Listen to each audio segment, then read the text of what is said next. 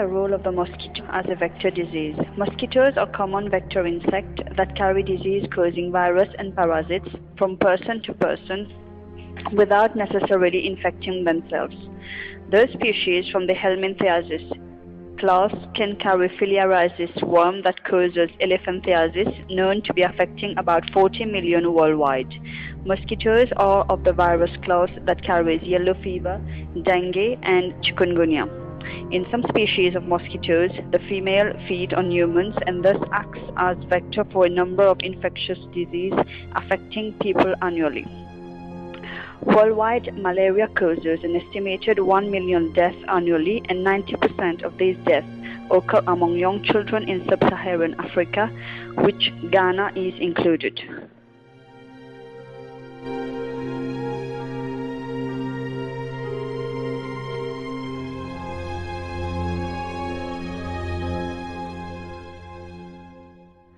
Describe the malaria pathogen as an example of a parasite and describe the transmission and control of the malaria pathogen.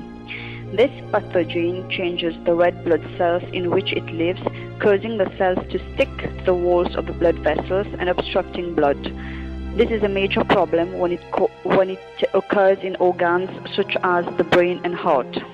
This pathogen also digests the blood cells, hemoglobin, stopping oxygen flow from the body.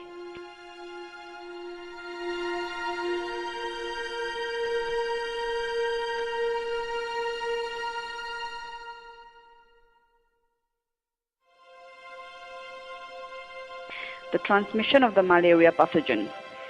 When an Anopheles mosquito bites an infected person, a small amount of blood infected with microscopic malaria parasites is taken. The parasite grows and matures in the mosquito's gut for a week or more, then travels to the mosquito's salivary glands.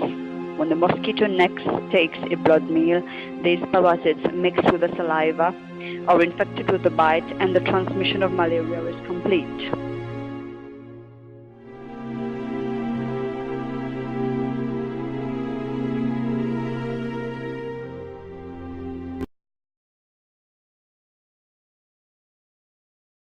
Malaria is an infection with one-celled protozoans called plasmodia. Plasmodia spend some stages of their lives in female Anopheles mosquitoes and some stages in people. A female mosquito sucks in plasmodia when she takes blood from a person infected with malaria. In her intestine, male and female forms of plasmodia combine into zygotes. Zygotes burrow into cells in her intestine and form tiny cysts. Within each tiny cyst, the zygote divides many times. Eventually, the tiny cyst bursts, and plasmodia migrate to the mosquito's salivary glands. She can now inject plasmodia into a new victim. In people, plasmodia first travel rapidly through the bloodstream to the liver. They invade liver cells and again divide.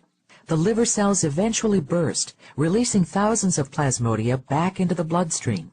The parasites next invade red blood cells, where they divide again. They release more plasmodia, which in turn infect more red blood cells. Each time the red blood cells rupture, the person suffers an attack of chills and fever. Some of the plasmodia eventually develop into male and female forms, ready to infect another mosquito and continue the cycle.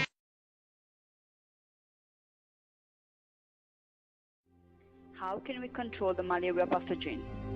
Malaria was eliminated from most parts of the USA in the early 20th century by such methods and the use of the pesticide DDT. It was successfully eradicated or controlled also in several tropical areas by removing or poisoning the breeding grounds of the mosquitoes or the aquatic habitats of the larva stages, for example by filling or applying oil to places with standing water. Malaria transmission can be reduced by preventing mosquito bites, by distribution of inexpensive mosquito nets and insect repellents, or by mosquito control measures such as spraying insecticides inside houses and draining water from where mosquitoes lay their eggs.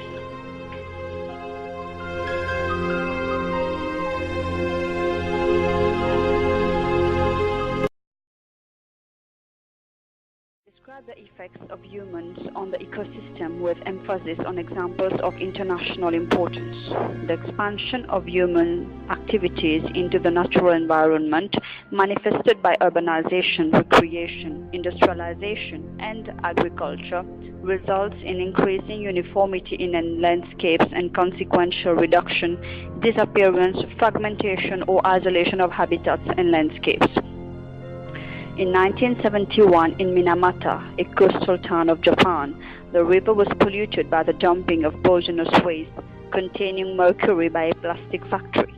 The mercury was absorbed by water weeds, which were then eaten by fish. Most of them died.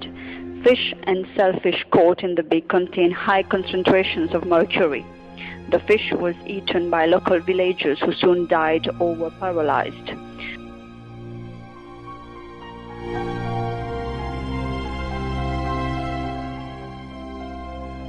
Hudson River.